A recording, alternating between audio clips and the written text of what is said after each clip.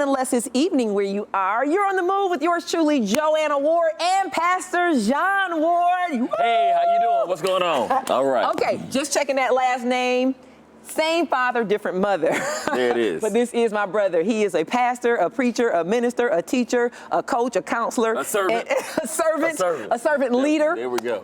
And we're going to talk about that after we get finished working out. But right now, I want to let you know, I see where you've trimmed down from the last time that we worked out. Thank you. A little bit, a little you're being it. You're saying it. You're talking about it. And showing it and walking that thing out. Present your body to God as a living sacrifice. Tell us about that transition and that transformation and getting into that thing before we get started. Well, basically, it's just the whole thing, like you've always said, and that is being consistent. One of the things I talk about is just pushing through the pain, and it's painful. Right. But how can I actually speak the gospel, preach the gospel, and talk about it if I'm not trying to at least give the temple that He gave me to get it right? We talk about everything else, but what we really need to do is worry about what we're doing here to be able to live longer, to be able to present it. I mean, if I can only preach 10 minutes, how good am I? Amen. If you can only preach 10 minutes, and God needs 60. An hour and 20. He need a little bit. He need quite a bit more. Say that, Pastor. So that's why. And eating healthy, eating right. And it's a challenge. I will say that it's a challenge. And this process is I'm doing it as more of a slower process gradually. So I've been yo-yoing and doing that thing back and forth. But you stayed active. Right. You remained active. And it's the food you're fighting with, which is way deeper good. But it's way deeper psychologically, emotionally, culturally, and systematic than people ever realize. And they think they're just weak. But in all actuality, you have decades of a diet that you consume. That is not what you're trying to do. And so it will fight you. I know a person for 8 years, they're still correcting their diet right now because they're from the country and that country food and all that kind of stuff. And I just want to encourage people that the diet change is probably, especially after 40 or 50, is the most difficult. It is. But stick with your workout like you're doing. Keep moving, keep exercising. Stop looking at exercise and fitness like it's all about losing weight and looking good, because that is a byproduct of fitness, which is done through exercising and eating. And so many of us are caught up in, I don't look good, I didn't lose weight I didn't lose enough weight, I didn't, eat, whatever it is, and you're not putting your confidence and trusting the process. Exactly. And the good thing is, my doctor, everything says I'm great, so I can't complain. But just gotta get the tempo right. Trim it down a little bit. I think you're doing it. I think you're doing it. Like you're not even. You're here with me again. Yes, I am. I'm grateful to be here. I'm scared to be here, but I'm grateful to be here. No. He's kicked up to a boot camp format. So what we're about to do is really about you guys, and I just wanted to bring him back so you guys can see his transformation and hear his transformation and be encouraged and motivated to start where you are. Do what you can and use what you have. That's why we have these chairs in simple weight. So we're gonna go ahead and get started with warm up. I'm gonna holler at my boy John Paul. Let's go ahead and get that music going. Pat, you can do that, can't you? I'd like to give a shout out to my boy from South Carolina State, Christopher Mack, Orangeburg, South Carolina DJ, for this awesome mix that we have right now. Thank you, Chris. Do it, Pastor. See, you're gonna make me yeek when you here. Go ahead and hit it one time. Oh! We're gonna double this up. 4, 3, 2, last single double. Good. I was actually watching a video of this guy in Asia that was doing this and taught it with his kids at the school, the principal. Really? Yeah.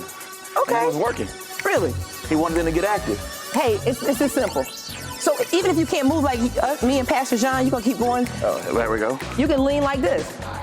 Oh, we're gonna lean with a rock with. No, you do what you were doing. Oh, okay, all right. Which is here. Okay. Let's go back to that again. And I'm gonna do a basic one for people who probably don't even have, you'd be surprised how many people don't have this level of mobility. Oh, so you keep going. I'm trying to catch up with you. I got you. There we go. Now I want you to keep going. I'm gonna do the basic. I'm supposed to be going with you. Okay, I got it. Yeah, like that. So even if you can't do the 2, 1 switch, 2, 1, you can just rock side to side. Just keep moving. Do what you can. Okay? 4 more passes. 3, 2. Last double, going back to singles. And 4 to knee lift. 3, 2. Last one, knee lift. Okay. Breathe, breathe, breathe, breathe. Good job. 4, 3 to double. 2. Last single, double, double. Double, double. Double, double. Breathe, breathe. Warming up the lungs. How you feel, Pastor? I'm good. You good? It's all good. 4 more. 3. 2. Last double, singles. 4, 4. 3, 2, 1. Side tap. 4 to heel digs. 3, 2, and 1. Heel dig. Okay. Pull those arms. Good job. Take it wide. Breathing. 4 to cross the body. 3, 2, cross the body. Breathe, breathe, breathe, breathe. How you guys doing out there? How you doing, Pastor? I'm doing wonderful. Take it down, take it down, take it down, take it down. All right. Get it. Yeah. So remember the 4 more. 3, 2. Last set of these, and we're gonna take a wide stance. Shoulder shrugs back. Good warm up. You get warm? Yeah, I'm talking to you, JoAnna Ward. And forward. Good job. We're gonna take it down slow. Slight bend in your knees if you need to. Reaching for the floor. And we're gonna take it over to our left side. And we're gonna take it back to the right.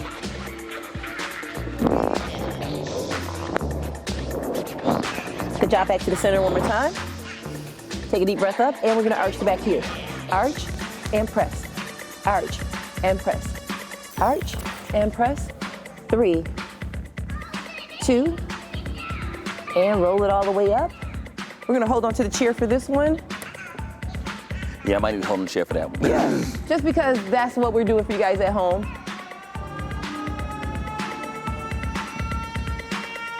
Good job, let's release, and let's switch sides.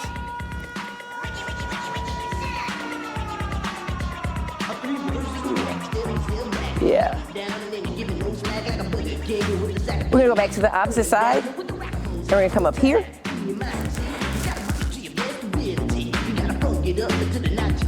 You know, my daughter can do this. Really? You know. You can hold on to the chair No, too. no, no. Let's switch legs. She do all that. The young people, they can do all that. Give her a shout out then. You know, shout out to my daughter JL. You know. You and your little sorority sisters doing this all day long on the ground. I give it to you. It's on the chair, Dontre. It's on the chair. Right over here. Breathing. Good job, let's take it back. Okay, Pastor, we're gonna do a little bit more cardio. Okay. We're gonna hold on to this chair, and everybody has a chair. We call this part of our, it's about 120 exercises we do on the chair. So this is anywhere there's a chair exercise. And we're gonna put most of the weight on the chair, so take it off our knees, hips, and thighs. And we're gonna bounce, bounce, bounce, bounce. And we're breathing. We're good? Perfect. It may not seem like much, but everybody's like, that's nothing. But I'm starting to sweat. Want to keep it simple. We're gonna do 4 more of these. 3, 2, we're gonna add a right knee. Last set out, right knee up. Up, out, up, take it out. Right, up, up, good job. That's it. Breathe, you all. I feel like I'm breakdancing now. Closest we can get to it while working out. So what we're doing is we're doing an upper body workout by holding a Pilates move on the chair. So our arms are burning, abs are burning, and we're using the legs for the cardio to get the heart rate up. 4, 3, 2, 1, and we're gonna march it out. How you doing? Great, awesome. I am sweating. So what we're gonna do is we're gonna turn and we're gonna face the chair. You can face me. This is gonna be our right leg. So remember what leg you're using if you're doing these with us at home. And I'm gonna do 2 examples. It's gonna go over, back down, over, and back down. Now, if that's too high for you. Turn the chair around? Yes, exactly.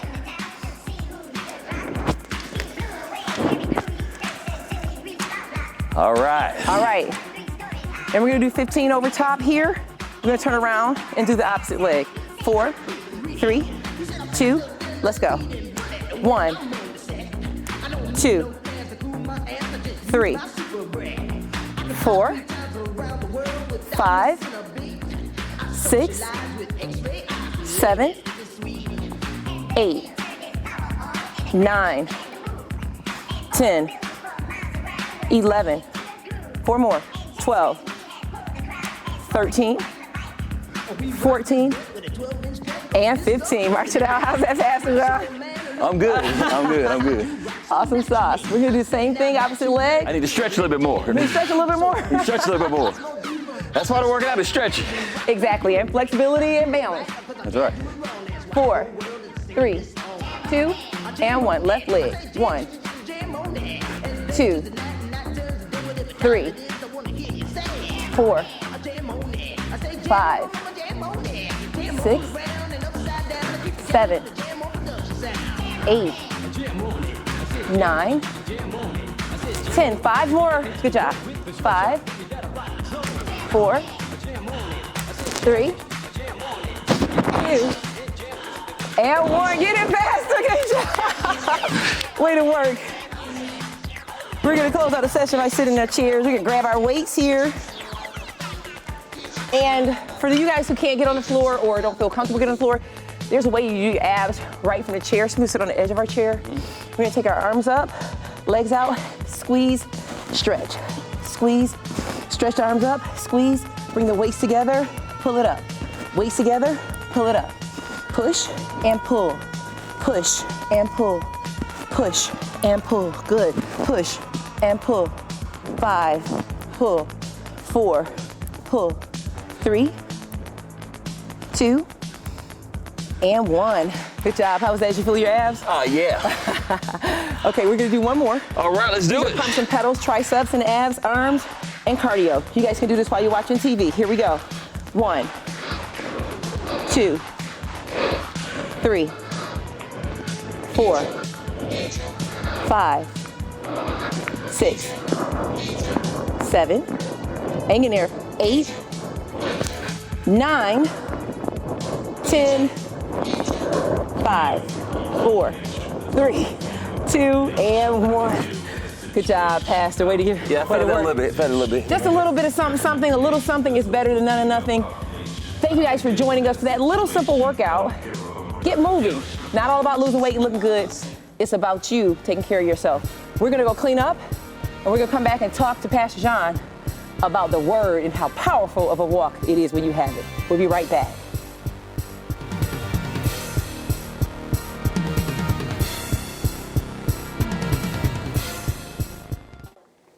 You're back, and we're back, and we're back, and we're Ward and Ward. We're back with Pastor JoAnna Ward. That was a good workout you did, Pastor. I'm so proud of you. Oh, well, thank you. Thank you for going easy on me. You know, you always do well. And let me tell you something. You have become more physically fit. Yeah, with time. I will say that. You can do a whole lot more. Okay, I don't know if you're where you want to be, but I can tell you've definitely made progress. And sometimes we are more interested in perfection and process or getting to a goal than acknowledging that we've come some distance. That's true. So thank you for working out with me. Well, I thank you for having me. You know, and once again, not killing me. You know, so we good. That's not the goal. I know it feels that way. I know. It's not the goal. But tell us more about the World Vision 6K, Global 6K. World Vision Global 6K is what we're getting ramped up to do. It's done every year, you know. And the greatest thing about it, when I was brought into it, you know, I hear, you know, being a pastor, a lot of times people bring things to you that they're doing different agendas, different things, and but I went to them and I began to listen to what it really was. And it was them actually building water infiltration systems into third world countries and villages over in Africa. And a lot of times people want to lean upon pulling the heartstrings whenever they want to do things. They want to go to Africa and show refugees or people, immigrants like that so they can raise money, but it's not really going to what it's supposed to. Right. 100% of registration literally goes to building water infiltration systems over there, okay? And a lot of times I get the question, why a 6K? Why not a 5K? Why not a 10K, right? Because 6K, you gotta admit, it's odd, you don't hear that. And the thing is, that is the distance that a mother, a child has to walk on average just to get what is drinkable water for them. And I say that because understand it's still not fresh water. It's still not clean water. And what we want to begin to do is make sure that people have clean water, because what we miss is when there's not clean water, when there's not water there, you're drinking things that are inhabited by parasites, diseases, and which also makes children sick. It makes people sick. And then mothers that are carrying, it makes that child sick. And then it creates more of a death and disparity. And we want to have life. We want people to live. And one of the things I love about World Vision is not only are they doing that, but they're also sharing the gospel. They're using it in a way that I truly believe that many of us need to do, is share the gospel through love and action. Love and action. So how long has the Global 6K been going? World Vision, now the Global 6K, I believe, started off as a marathon, but now I know they've been going at least over 10 years. Okay. And the way it's done is it's done in local cities. Sometimes it's normally a church that would do it and put it together. What I've done here in Atlanta is try to get together different churches, community leaders. We have some fraternities, we have some sororities, we have some community organizations, have police departments that are coming in and being a part of this Global 6K. We have some fitness centers. We have different people because I think one of the things that we do is a lot of times as pastors, what we try to do is, oh, I like that idea and I'm going to do it for my church. And that's our concept. I want to do it for my church, and you're missing kingdom principle. And what we got to realize is, first, it's not your church, it's God's church. That's the first mistake that we make. Secondly, how can you really be reaching the community if you're only dealing with people within inside those four walls? How about collectively working together with other people and then actually doing a bigger thing? Because I realized one of the greatest things is working with the African American Fellowship and working with different churches. A lot of times pastors treat churches, as a competition. Let me have more members than you. Let me do more work than you. Right. Instead of let us come together and do kingdom principle. Because we all came together. Imagine what kind of work we could be doing. We'll have another Tower of Babel. No, I'm just kidding.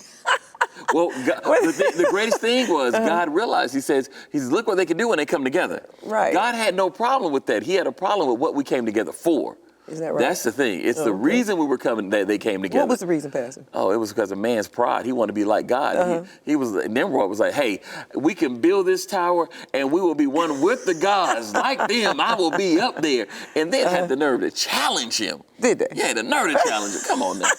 See, you can't do that. The ant should never, ever, ever try to challenge the lion. Ever? Ever. Ever. And I said the lion. The lion. The lion. What about an army of ants? Have you seen those army of ants that go through like water and just devour everything in their path? But do you see how they work together though?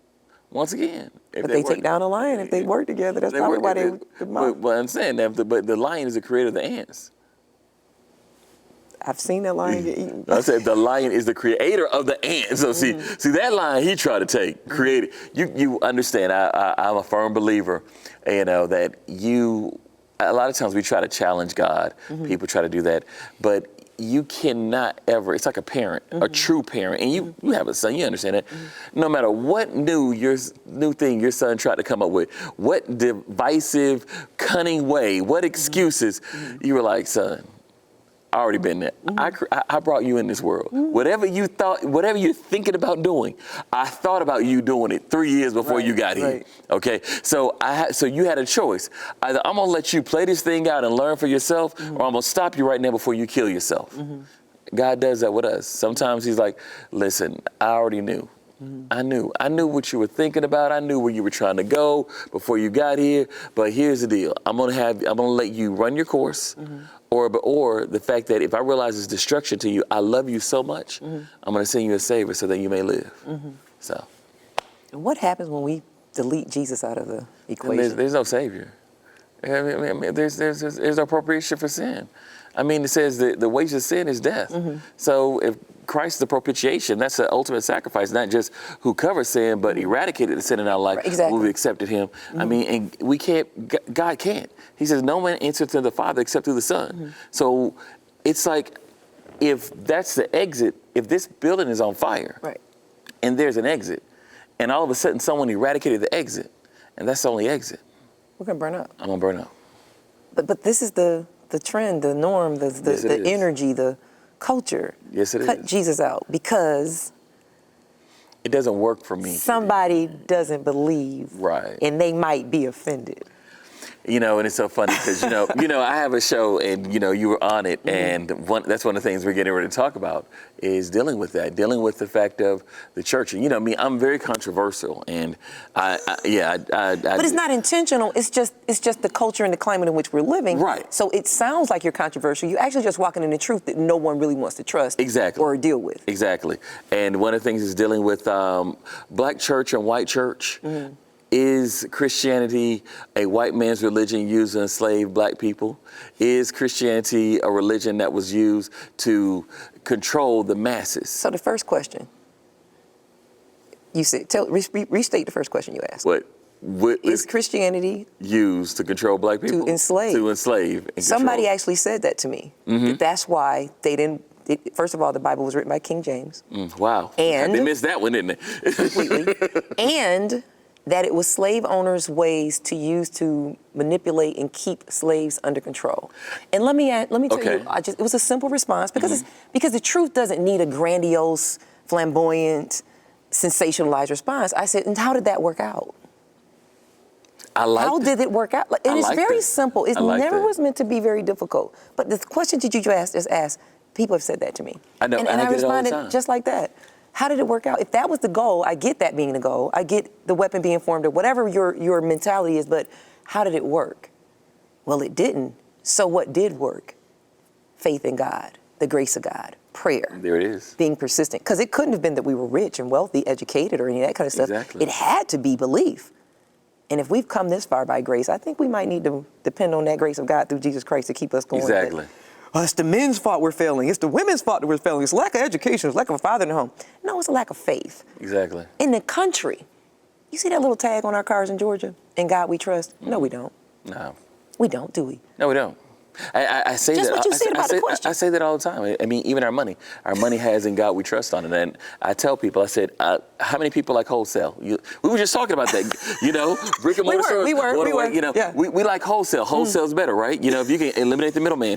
So why am I going to the money as my source when actually it's a resource, right? But the source is God, right? So if the money's trusted in God, why don't I just trust in God and eliminate the money, the middleman? Because no matter what, the middleman is never going to give me all that the source has. Ever. Cannot. Right? Exactly. So let's just cut through it and go straight to the source. That's all I'm saying. But that's you. That was the first question. The second question you said you were just on the show is has it used to enslave the masses? Has it used to change and control the masses of people? Is religion used to manipulate the minds, basically? And many people are saying that, especially with our culture today, because individuals want to say, well, religion, and I love it when they say religion. And I get that understand religion is a ritualistic way of worship. You can make anything a religion. Absolutely. So we're talking about relationship with God. Okay, but now, are you saying because of the Bible, is it used to control the masses, to manipulate them for certain people to sit on the throne? If it's done right, no. Now, can I say that some people have used the Bible, some leaders have used it to manipulate them to be in positions that they're not really walking accountable in? Yes, they have done that. We understand that, but we understand that humans are flawed. But if you study the Bible, and I love the fact of, in 2 Timothy, it says, study to show thyself approved unto God, which not just means reading the Bible, but it meant the work You know, we call a doctor practices medicine, a lawyer practices, and they have their study. The study is the work. Okay, if you walk and you do the work of God, you understand, then you'll begin to find yourself approved to Him, and you'll begin to see the manifestations that He has for you. But then you'll also believe that and realize that everything you do, there must be accountability. And we've come to a society where we do not want accountability, and we misconstrue accountability with judgment. And we then think judgment means demeaning or demoralizing. You can tell me, Pastor, that's not right what you just did. If I walked out of here and you saw me speed out and run the stop sign, and you said that wasn't right, and nor was I exemplifying that of a man of God, would you be right or wrong in saying that?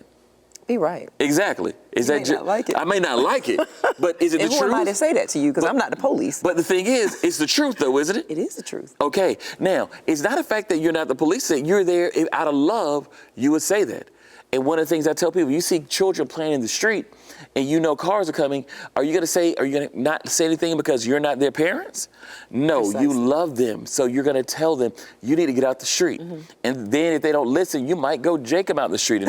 And you know, their parents may come and you may tell them, Lord, if your kid wasn't playing in the street, I wouldn't have to say anything. I wouldn't have to say anything. And if you were out here watching your children, I wouldn't have had to do that. Right. I hope not. I hope they had that kind of respect. But that's all the Bible is telling us is accountability, you know? I mean, they said, Christ, what is the greatest commandment? He said, love God. Love the Lord God. Love with God. all your heart and all your mind. And your neighbor as yourself. Exactly. It wasn't that hard, was it? It wasn't. It wasn't you had to go do, 9 hours in Hail Marys and all that. Exactly. You ain't got to pray. You ain't got to go ahead and pray 50 times a day and say 3 Hail Marys and then turn around, jump in your head and shout 4 times. Who does that? You don't have to do all that. Just do the right thing. Just do the right thing. You know, as a matter of fact, don't just do the right thing. Do the righteous thing. Pastor John, I can talk to you all day, but I am out of time. Okay, I know. We're going to talk to you again, of course. I'm going to have you back. Yes. Hey, you guys, things don't work out for you in the club and some of these relationships, but that don't stop you from keep doing those over again. Keep trying, God. You'll figure it out in the name of Jesus. I love you guys. Tune back in. We'll see you guys next time. Until then, take care.